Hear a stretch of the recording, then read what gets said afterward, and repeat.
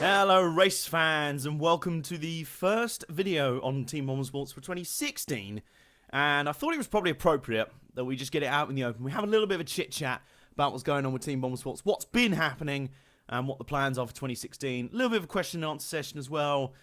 Yeah, just a little bit of light stuff to kick the year off. I hope you had a great Christmas and New Year, great holiday season, whatever you're up to. I hope it all went well for you. I had quite a lovely time. It involved quite a lot of beer. First up, let's start with the milestones that we hit in 2015. 2015, I didn't do everything I wanted to do on Team Bombersports. I feel bad about that. I obviously planned to have loads more stop motions than I did. The fact that it took me 364 days to upload a stop motion race on there. I did some of the shorts. I did the skits, like the NASCAR Payback episode. Did really, really well. Thanks you guys. I'm glad you enjoyed that. So this year I'm going in having a lot more fun with it, trying to, and just doing stuff that I enjoy for you guys, not stuff that I feel like I have to do. So we'll get into that in a minute. But most crucially, at the end of the year, I'd barely noticed it, 3,000 subscribers. Almost a year after we hit 2K, we've hit 3K, which is really, really cool. Thank you, everyone, for your renewed support, and thank you all so much for the response to the Turn 8 200. I'm really glad you enjoyed it. 2016 plans, then. The upload schedule, well, there'll be a little bit of a redesign. You'll see a new intro and outro on these videos. I had a little bit of a spring clean. Did some new channel art at the end of last year as well, which went down. It seems to go down very well. I really like it, how it looks at the moment. But it really, just a little bit of a spruce up, a little bit of a spring clean. I'm more enjoying the look of the channel and everything, and it looks quite nice. Upload schedule, Wednesday evenings, UK time. Wednesday afternoons, American time, Eastern, will be when you look for uploads from me. And those will mostly, semi-regularly, be stop motions. I'm going to try and do a system where I go fortnightly, stop motion short, there's a little short skit like the NASCAR Payback, or a little clip like the dueling desktop, or do you remember that thing I did with the Lotus Formula 1 testing? Something like that, something that I can film very quickly in a day or so, that's not too time consuming. Something like that, and then a fortnight later, once I've had a bit more time to work on it, an actual race. And one big thing I'm going to do this year, because normally I've made a big plan of a huge list of stop motion races I want to do, and it's all the stuff, and a mistake I've done in the past is try and put too much pressure on myself, and I'm just going, I can't do that. No, it's just not happened. So this year, I'm not going to plan specific ones quite as much. I'm going to do just what I fancy doing. Like the next one, first one for 2016, was going to be a NASCAR one, but at the moment, I really want to do an Indycar one, and you guys have really responded well when I posted Indycar stop motion teasers on Instagram, so I'll do an Indycar race. I just really fancy doing an Indycar stop motion right now, so I'm going to do it.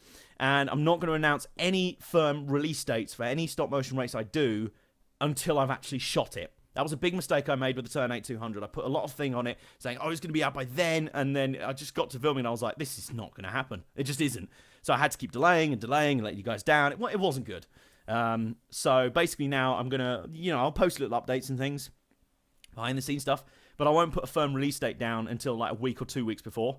And then you'll hear, right, coming up in a week or 2 weeks' time is this, and it will be coming out because I've actually finished filming it. Do you see what I mean? So that's how it's going to be from here on out. The London Sportscar Trophy will still come out, and that will come out on a new road course that I'm going to be building soon. I've built the oval. Built an oval for me. That's great. I don't have the room to have loads and loads of tracks, before you ask. So generally, if I've had to build a track, I've had to get rid of one before. But weirdly enough, I kind of came to regret getting rid of the London Motorplex, because it actually worked quite well as a track that was still pretty cool, but also fit in my room. Because I've got to live in this room as well, you see. I mean, it's a very decent room, but when you put a track like that in it, it suddenly becomes a lot smaller when you're trying to fit everything in it. So it can be difficult. But I want to do a road course, and on that we'll have the London Sports Car Trophy and anything else. I have a real ambition to do a Formula 1 stop motion race. The problem is the diecasts for that are even more expensive than anything else. But I would love to do a Formula 1 stop motion at some point. Ever since I commentated on my good friend Luke Marcheski, Motorsport 865's Atlantic Grand Prix in 2013, I wanted to do a Formula 1 stop motion myself. And you saw the start of that when me getting the two Lotuses last year. The Lotus I don't know. But yeah, Formula 1 stop motion may be coming at some point. Again, I'm not going to say it's going to come out now or come out in June and then be like, I haven't even got the cars, I haven't even got the track, I haven't shot a thing. Basically, that's the logic here, you see. And I think it'll be a lot more fun for me, and it will mean I produce a lot better stuff for you. I think you'll enjoy it more if you suddenly go, oh, there's a new stop motion race coming out in a week. There it is, and it's brilliant. Rather than me going, oh, there's a new stop motion race coming out. No, it's not. Yeah, it might be coming out next week, but not. Oh, no, it's not. And then finally it is out. So I think that'll be so much better for everyone. Because basically the theme of this year for me is If I promise something, I want to deliver. Just do it. It's turning into Shia LaBeouf up here. Just do it. Diecast reviews is the other big thing on Team Bombersports. That's kind of going to be going away. I can't say they're going to be going away for good. I already said I was quitting Diecast reviews ages ago, and then they sort of came back. They've been the thing I've done longest on YouTube. Even before stop motions, I was doing diecast reviews. Like my third or fourth video ever on Team Bombersports is a diecast review. And if I'm uploading stop motion stuff fortnightly, then obviously that means there's 2 or 3 spaces where there's going to be videos. So, diecast reviews will probably fill some of the gaps there. But to be honest with you, I don't really get much out of doing diecast reviews anymore. I love to use them to support guys who support my channel, like Race Gear UK and Rob Dance and those guys who are just the best people. They help me out so much. They send me so many diecasts. They really promote the channel a lot, and it's great. So I do the diecast reviews mainly to help them out as well and give them a bit of promotion.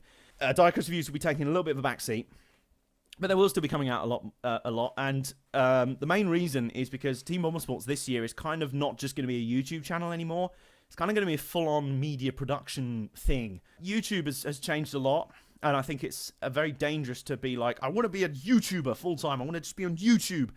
I think that's bad, because I think YouTube right now is in a situation where they've changed from helping people grow and developing stars to getting their money back on those stars they've already created. So I think it's much smarter to use YouTube as one sort of platform to do everything you want to do, and kind of use it as one platform in a bunch of many. So for Team Bombersports, that's kind of how we're going to be going. One of the big things, we're going to be getting into video production a lot more. You're going to be seeing a few more videos, kind of like the pure sound videos I did last year, where it was just footage of cars hurtling around the racetracks and stuff.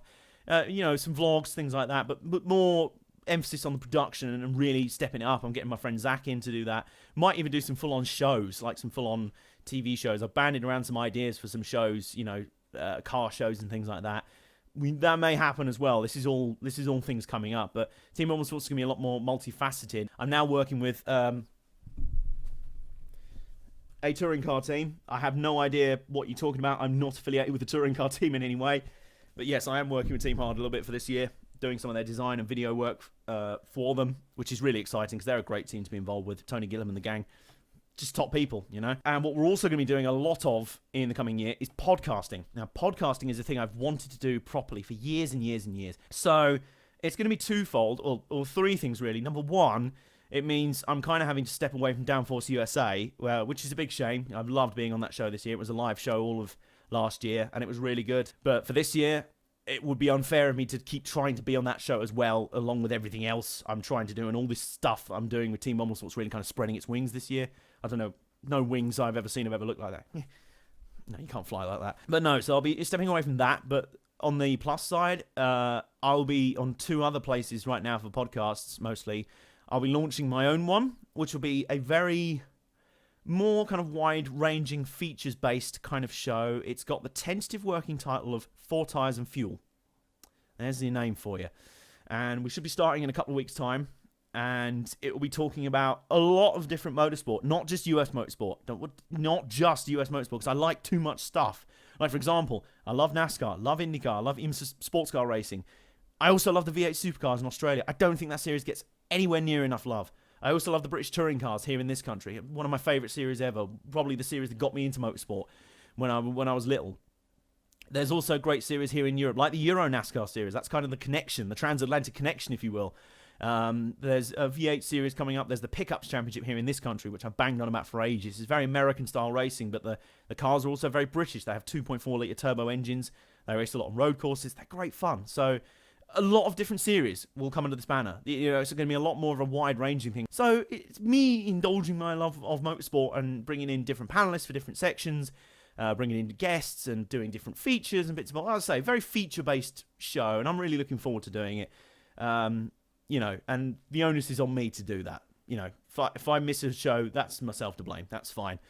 And the other thing will be Motorsport 101. Now, you may have heard of this already. This is my good friend Harrison 101 HD's pet project. This is his podcast that he started at university and has been doing for about the last year or so. We're up to episode 25 on it. And he is effectively, that podcast is now effectively the first affiliate podcast for Team Bombersports Productions. I'll be producing that show and coming on board as a third regular host alongside Andre Harrison 101, and Ryan King, 2 guys who are just unbelievable as presenters. I had a meeting with Dre about this a few days ago, actually, before this was being recorded. And his passion and energy just blew me away. You know, this is the thing he really wants to do. He's ditched gameplays on his channel. He was known as a gaming YouTuber up until about 3 days ago, when he made an announcement that he's never doing gameplay stuff on YouTube again. This is huge for him, because that's what he's known as on YouTube. He's like me giving up stop motions, which isn't going to happen anytime soon, but that's the sort of significance. But the reason why is because the Motorsport 101 podcast means so much to him, and if he has a chance to take it full time and really make it go, take off, he's going for it. And Ryan King's bought into it, and I'm right there as well, and I'm convinced we can do that. Well, with the help of Team Bombersports as a productions, coming on board. I'm really excited for that, so I'm so stoked. And I believe we're recording our first episode of that in 2 week. Hang on, my brain stopped working. 2 or 3 weeks' time, we'll say that. But you'll hear about it when we do. I'll be producing and doing a lot of the editing and obviously hosting on the show as well. Dre will be hosting and talking a lot, which is what he does so well. And Ryan King will be helping out doing video highlights for the show on Harrison 101's channel. It'll be down in the description there. Go subscribe to it immediately. That is in order. Even if you have to pause this video right now, go to that link, subscribe, and come back again. Hang on. I'll wait. Finished? Right, there we go. Good. We'll see where it goes from here. I've always wanted to get into podcasting, and having these two on side straight away will be really, really awesome. I'm really kind of looking forward to it. Commentary is going to be a big deal for me next year, and I'm keeping up with what I've been doing already with Downforce Radio and RC Racing TV, plus whatever else happens as well. In fact, my first race broadcast of the year is in... it won't be this weekend, it'll be the one after, and I'll let you know as and when on our social media channels. It'll be for the Reedy Race of Champions, I think it is, an RC racing tournament in Milton Keynes. The RC Racing TV are covering. Very, very exciting. It's kind of their all-star game, their all-star race. Very excited to be commentating for that. That'll be very good. So the season starts there. There is no rest for the wicked round here. Gaming. Now, I mentioned gaming with Harrison 101. He's giving up on gaming. I had too. Except now I'm not. Going forward, gameplay videos will be going back to Bombersports Plays. Now, it used to be known as Bombersports Gaming. It's now known as Bombersports Plays after my brief thing on Twitch. And Bombersports Plays will be returning, but as a pure fun channel. And the problem is with YouTube a lot of the time, it's very easy to end up treating it like a job, even when it isn't. You're like, oh, but I've got to do this, and I've got to do that, and I've got to do this video for then, and the stuff. No, not really. I'm literally playing whatever game I want to, and I don't care. That's it. Whatever games I love, and I'm not very good at being up to date with games. I recently got F1 2015 for the first time. Project Cars for the first time, real race room racing experience for the first time. I don't even have a current gen console. Well, I have a PC. That's it. And the first 2 videos will kind of prove that, because the first video coming this week is a PlayStation 1 game from 1998. It's Newman Haas Racing for the PlayStation 1, and it's a replication, or it's a simulation to a degree, of the 1997 kart World Series, which got me really excited when I played it with Nay from Mega Smash TV, a great friend of the channel. There'll also be some F1 2015. I'm also doing a Fantasy World Touring Car Championship for real race room racing experience. You'll see all that coming. New trailer, new design. As I say, it's going to be fun, and hopefully we're going to be uploading them on there Fridays, or Tuesdays and Fridays. Every Friday, expect it. Look around on Tuesday. There may also be videos there as well. It will kind of be, if it goes to plan, it'll be Modern Games Tuesday, Retro Games Friday. That's how it's going to be. There's going to be a Patreon. Well, there has been a Patreon for Team Bombersports for a long time now, but I'm actually going to launch it and make a full set of rewards, so nothing is going to go behind a paywall. I'm not really going to do exclusive content. It'll just be bonus bits and bobs, behind-the-scenes stuff mainly, that you'll be able to unlock. And, for me, I wasn't huge on Patreon, but seeing what Chris Harris has done with Chris Harris on Cars, and making that show, a lot of it coming off his Patreon, and seeing a lot of YouTubers now like Boogie2988, Nerdcubed, I think Emma Blackery now has one as well. It's a good way to go, and it helps kind of stable content, and everything I get from that, anything I get from that Patreon page, will go straight back into Team Bombersports, and you'll see it right here. So I'll have full transparency, full disclosure. It'll all be on you. It'll go straight back into Team Bombersports. So that will be a thing that I launch. Yeah, I think that's about it. That's about it for 2016 plans. Got a lot to get on with. Before we go, I did say we'll do a little Q&A. So we'll do a little question and answer section. Ask Bombersports. Let's do that. Arby's Cup on Instagram. Noticed how good your tracks and stop motions are. Well, thank you. How long does it take to make a racetrack and a stop motion? This year, I'm kind of designating specific days of the week to do stop motion films. Going forward, hopefully it should be down to about 2 or 3 weeks, maybe 4, or definitely longer for the London Sports Car Trophy, it being an endurance race. That one is going to be a bit of a beast to film, and I'm looking forward to it. So I hope that answers your question. Oh, to make the racetrack, Manston Raceway took about 3 months. No kidding. MRG1 Customs. What was your favourite track to make, and what was your favourite favourite race to produce? That's a good question. I like that. This is probably my favourite track.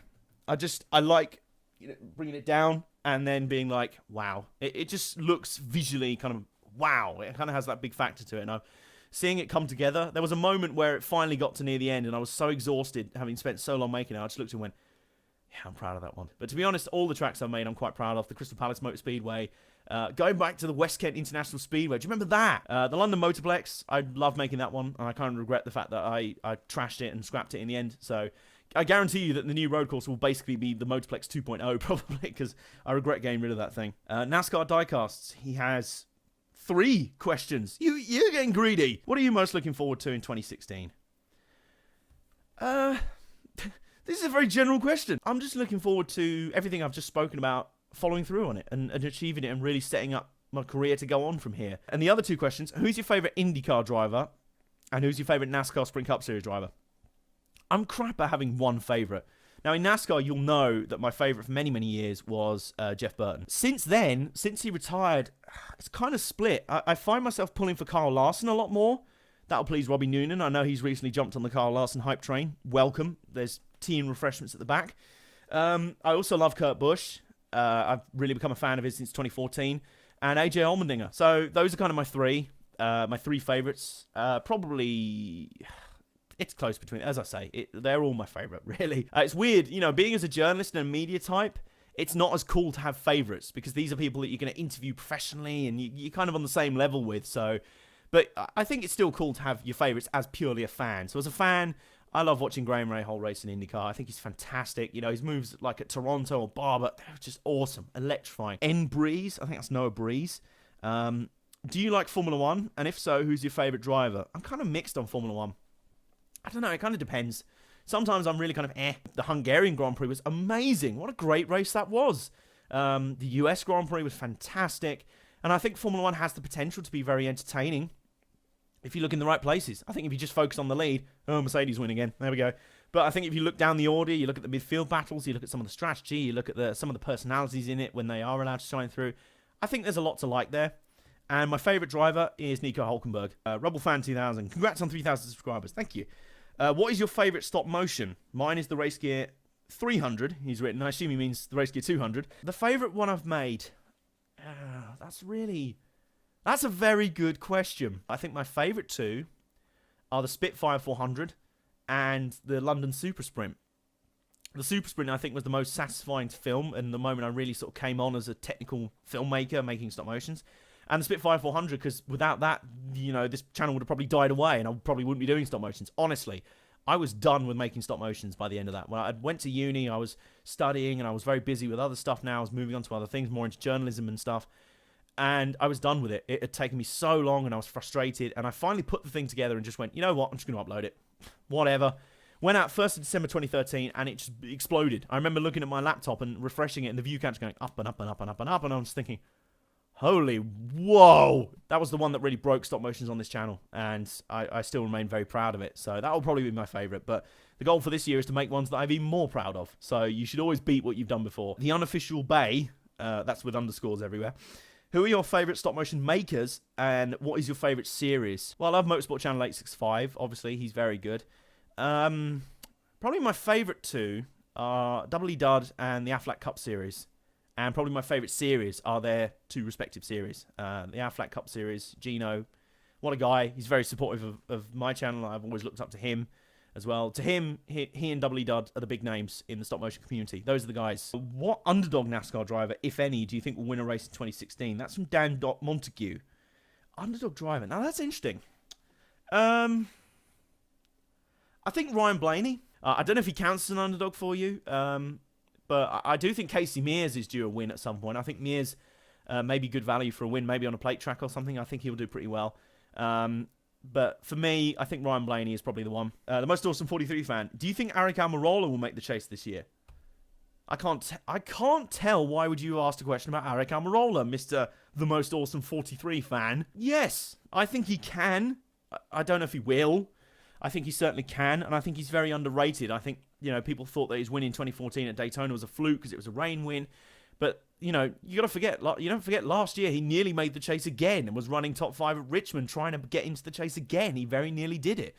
And he's not that far off. He's in that sort of bracket along with like Casey Kane, Jamie McMurray, those guys who could make the chase maybe the first 2 rounds. Maybe they're not going to be championship contender, but they're definitely there or thereabouts. And I think, maybe with the more money that Brian Scott will bring to Richard Petty Motorsports this year, yeah, I think Almirola's a good bet. I think he's waiting for that sort of real breakout season. Jess Shanahan, Turn 8. There you go. The title sponsor of the Turn 8 200. Hello. Good to lock in. She's got 2 questions. She's allowed 2 questions. She's the title sponsor. And they're very good ones. Who do you think is the greatest driver of all time and why? Any series. Doesn't matter what series.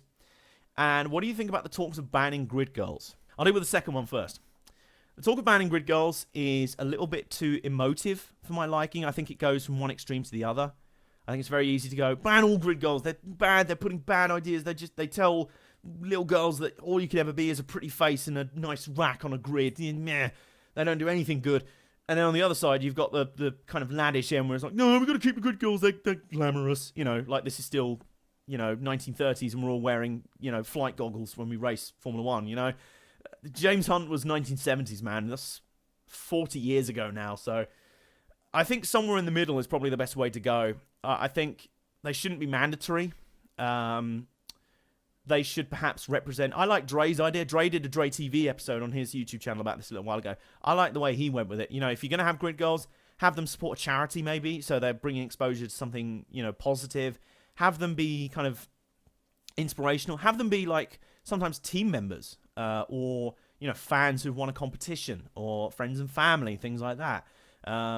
I know some teams have done grid guys. The Honda British Touring Car team had grid guys for a while, as the Infinity Support Our Powers team had ex-parachute regiment soldiers as the guys on the grid. So I think just be open about it. I think WEC has said, hey, we're just not doing that anymore. That's a good step. But you got to remember, sometimes grid girls, they aren't just there, they aren't just dumb blondes who have no idea what's going on. They're just there because they have a nice pair of teeth. They're there. Some of them are earning for university degrees. Some of them are earning to start their own careers in racing. I think it's Jo Polly, who is a grid girl in the British Touring Car Championship, and she's also a race driver of her own right. So she uses it to support her racing career, which is great. I think that's exactly the way to do it. So I think banning them all together is counterproductive. I think leaving it as it is probably not the right way to do. It's probably out of date now. So I think somewhere in the middle is probably the best way to go there. And the greatest driver of all time, wow, this has gone 45 minutes already, and we might be going another 45, my thoughts on this. It's so difficult. I think there's a lot of American drivers that don't get due respect. I think Dan Gurney has to be up there. The list of his achievements, it's ridiculous what that guy has done. Same with AJ Foyt. They're probably the 2 greatest American drivers ever. Those guys are just unbelievable. But I think overall, I have to go with Graham Hill. Mainly because he was top class and legendary in multiple fields. I think that is great. Schumacher won 7 titles in Formula 1. That's amazing, and that puts him right up in that consideration. But I think the fact that Graham Hill is the one driver ever in history to have ever completed the Triple Crown, and have done it both ways, because you can either have the Formula 1 World Drivers' Championship or the Monaco Grand Prix, and then win the Indy 500 and Le Mans 24 Hours. He won the Formula 1 World Championship and the Monaco Grand Prix a ton of times. And he won the Indy 500, I think, multiple times. And he won Le Mans. If you have to pin it on one guy, Graham Hill. And not just because he had a spectacular moustache, although his moustache game was very strong. Paul Clark of Stopwatch Hospitality. Hello. Great supporter of the channel as well. To what extent is noise, as in bring a required element of motorsport? I see what you did there. Noise is a very important thing for me, because the analogy I often use, and people think I'm joking when I say this, the analogy I use is, think about it. If you go to a rock show, you go to, like me, I love my Queen. If you go to a Queen show and you don't go up to Brian May and say, Brian, could you turn the amps down a little bit to be a bit more efficient? You can save a bit of electricity that way. It's like, no, this is an entertainment. Motorsport is an entertainment thing. If you don't care about the fans And it shouldn't be about that. If you don't care about the spectacle, why are you paying fans or charging fans to come in? That's why noise is important in motorsport. And sometimes it can not be. You know, the variety of motorsport's great. I like the fact that Formula E, you know, they were pretty quiet last year, and now they're making all sorts of weird noises with their new technology. I think that's great. I think the fact you have some cars that are quiet, some cars that are really loud, I think that's great. I love the fact in GT racing or at Le Mans, you have all the different kinds of sounds. You have the high wailing, you know, screaming sounds, and then you have the thunderous roar of the V8s like the Corvette or the Aston Martin, you know, and the Ford V6 coming in this year, the EcoBoost V6 in the GT sounds pretty cool in its own right, and I like that variety, so it's all part of it. I love the noise that the British touring cars make, the 2-litre turbos. You know, it's all good, but I think dismissing sound altogether or noise as an entertainment factor, I think is a mistake, because I think for everyone who says, oh, it's not a factor, you know, there are a lot who say, yeah, trust me, it is. You know, that's why people remember the V10 era so nostalgically and so, you know, with so much kind of rose-tinted spectacles, because mostly they were deaf. We will end it there because we have gone 50 minutes with this video. That is huge. That is more than I expected for that. Thank you so much. This is a good way to start the year. It puts everything down in perspective. It lets me tell you what's going on. If you want more of these videos, you want me to do more Q&As, let me know down there. If there's anything you want me specifically to do this year, drop it in the comments down there. Let me know. Tell me what you think of the plans for this year, if you're going to be locking into the podcasts, what games you fancy me playing on Bombersports Plays, what stop motions you fancy me doing outside of the Indycar, NASCAR, sports car triumvirate. Do you want to see V8 supercars return? I want to do a British touring car one because my friend Lewis Glynn has a huge collection of British touring car diecasts, so we're going to do one of those at some point. What else? Do you want to see Formula 1 stop motions? Because we can start making that happen. That'll be great fun. And I will see you again on Friday over on Bombersports Plays. The link to that will be down there below. And we'll see you on Friday where we go back in time to the days of the PPG Kart World Series and Bob Varsha's immaculate hair. But for now, have a brand new outro. Thank you very much for locking in, guys. Thank you so much for 3,000 subscribers and all your support through the years. 2015 was not quite the year I wanted it to be. 2016, damn sure will be. I'll see you soon, race fans.